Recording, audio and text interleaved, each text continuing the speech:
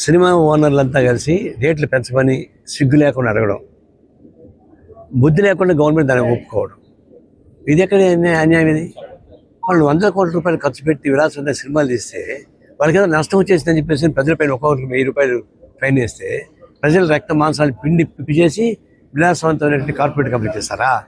ఎవరు చెప్పారు ఇదంతా మీకు? ఎవరు పెట్టుకున్నారు అంత 2 కోట్లు?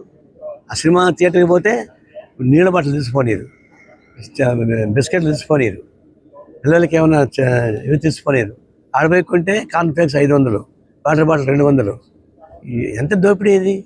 ఆ దోపిడీ చేసేవాడు గవర్నమెంట్ సపోర్ట్ చేస్తుందా? ఎందుకు పెంచాలి? అందులో ఇది పెంచడానికి బుద్ధి లేని గవర్నమెంటు, అడిగే వాళ్ళకి సిగ్గలేదు, దీన్ని అంగీకరించకూడదు. ఇది వాళ్ళ కష్టపడి వాళ్ళు తీసుకోవాలి తప్ప.